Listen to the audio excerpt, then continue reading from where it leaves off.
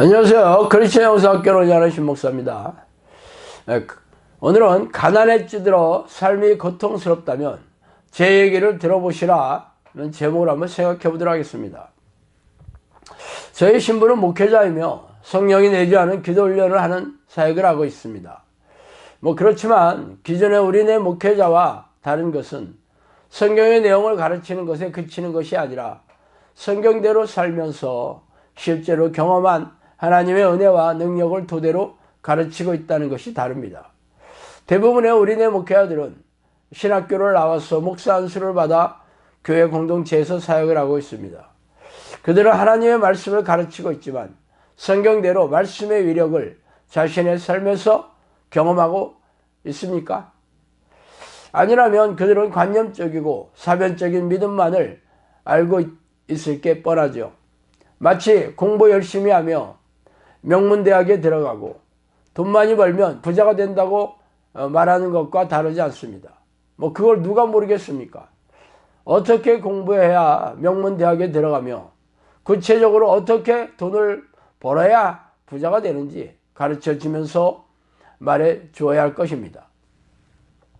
그러나 자신의 삶에서 경험하지 못하고 가르치는 것은 허공에 사라지는 소리가 될 뿐이죠.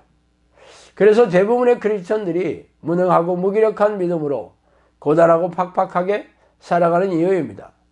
그래서 오늘은 가난에 찌든 교인들이 어떻게 해야 가난에서 벗어날 수 있는지 생각해 보도록 하겠습니다. 먼저 저의 과거의 삶을 말하지 않을 수 없죠. 제가 30대 초반에 사업에 실패하면서 제 인생은 그걸로 끝이 났습니다. 엄청난 대출을 얻어 빚더미에 앉아서 눈물의 빵을 씹으며 그렇게 10여 년 동안을 무지막지하게 떠내려갔습니다. 하나님의 도움을 얻으려고 신학교에 들어가서 공부를 하고 졸업도 했지만 빚은 무지막지하게 불어나 있었습니다. 그래서 목회자의 길을 포기하고 다시 세상으로 돌아나갔습니다. 무엇이든 닥치는 대로 했으며 지푸라기라도 잡으려고 무지 애를 썼습니다. 다단계 사업, 학원 강사, 보험 설계사, 우유 배달, 자장면 배달, 심지어는 재래시장에서 계란빵을 구워 팔면서 발버둥을 쳤지만 수렁에 빠진 삶은 더 이상 회복이 되지 않았습니다. 그래서 인생을 포기하고 낚시터를 전전하면서 세월을 떠내려 보냈습니다. 그렇게 40대 초반이 되었죠. 하루 종일 낚시터에서 시간을 떠내려 보내다가 하나님께 한 번만 기회를 달라고 애걸복걸한 사연은 제가 여러 번 말씀드려서 아시는 분들은 잘 알고 계실 겁니다. 하나님을 부르는 기도를 시작하면서 저의 인생은 더 이상 떠내려가지 않고 멈춰섰습니다. 그리고 기적적으로 악성부채가 서서히 갚아지면서 희망의 빛이 보이기 시작했죠. 그렇게 하나님을 부르는 기도를 시작하고 나서 20여 년 가까운 세월이 흘렀습니다. 13년 동안 저는 아내와 저가 화장품을 자동차에 싣고 재래시장과 식당가를 다니면서 방문 판매를 하면서 겨우 생계비를 벌었습니다. 그리고 약 3년 전에 성령의 명령으로 충주에 영성학교를 열어주셔서 장사로 생계비를 버는 일을 끝내고 지금은 전임 사역자의 길을 걸어가고 있습니다.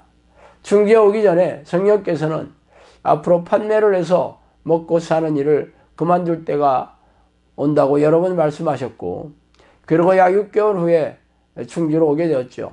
그래서 사역을 열어주면서 성령께서는 앞으로 너희들의 필요를 넉넉하게 채워주겠다고 약속하셨고, 이 땅에 떠날 때까지 재정적으로 돕는 자들을 보내주시겠다고 말씀하셨습니다.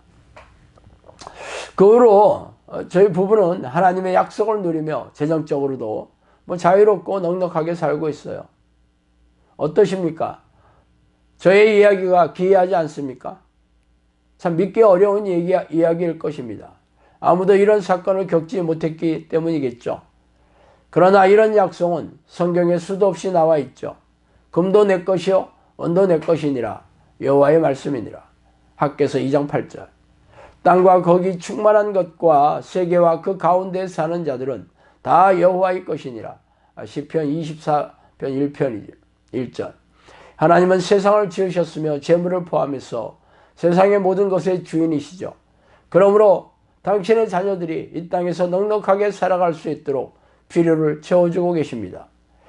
그러나 하나님의 자녀인 것은 믿어 의심치 않는 당신이 왜 물질의 고난을 받으며 빚의 수렁에 빠져 허우적거리며 가난에 찌들어 살고 계십니까? 그 이유는 하나님이 살아계시지 않아서가 아니라 하나님이 당신을 외면하고 있어서입니다. 만약 저의 주장이 틀렸다면 왜 당신이 악성부채의 수렁에 빠져 고통을 받으며 가난에 찌들어 힘들고 어렵게 사는 이유를 말해 주시기 바랍니다. 그게 우리는 목회자들이 말하는 대로 믿음을 견고히 하는 연단 과정이고 아직 때가 덜 되어서 그렇습니까? 그렇다면 그렇게 살다가 죽어간 수많은 교인들에게도 그렇게 무책임한 말을 내뱉을 수 있겠습니까? 그래서 이참에 성령께서 저에게 말씀해 주신 내용을 제가 말씀드릴게요. 가난에 찌든 것은 하나님께서 돌보지 않으셨기 때문이다. 가난이 너희를 못 살게 하는 것이 아니라 죄가 너희를 못 살게 하느니라. 물질의 고통을 받는 사람들도 보혈의 능력에 힘입어 기도하면 벗어날 수 있다. 기도의 삶은 고통 없는 삶을 사모하기 위함이다. 고통이 주는 의미를 아느냐? 돈을 최고로 아는 우상 숭배하는 영혼들. 고난과 시험을 잘 구분하라. 굶지 않을 테니 일에 매달리지 말라. 돈이 부족하면 기도하고 요청해라. 세상 물질의 유혹을 조심하라. 가정이 몰락하는 이유도 기도를 하지 않았기 때문이다. 돈에 모든 것을 바친 영혼은 돈으로 망한다. 자기 힘으로 모든 것을 하려는 사람은 자기 힘으로 살아야 한다. 천국의 곳간이 얼마나 큰지 너희는 아느냐? 하나님을 계속 부르는 가정은 하나님의 보호 아래 가정이 평안하다. 나는 인생의 문제를 해결할 수 있는 능력이 있다. 힘에 부치도록 일하는 것은 내 뜻이 아니고 자기 욕심이다. 만석군이 부럽지 않은 자를 가진 것이 얼마나 아름다운고. 제가 지금 말씀드린 그러한 성령의 말씀을 들어보면 가난에서 벗어나는 방법에 대해서 말씀해 주고 계시죠. 하나님을 부르는 기도의 습관을 들여서 하나님이 자신 안에 찾아오시고 인생의 문제를 해결해 주셔야 합니다. 제가 영성학교에 와서 이 기도 훈련을 시킨 지 3년이 훌쩍 넘어섰어요. 악성부채나 가난에 찌든 이들도 적지 않게 찾아왔어요. 그들에게도 많은 기적이 일어났습니다. 기적적으로 재정 문제를 해결해 주신 것이죠. 그래서 과연 제 주장이 사실인지 아닌지 궁금하지 않습니까? 자, 오늘은 여기까지 하겠습니다. 감사합니다.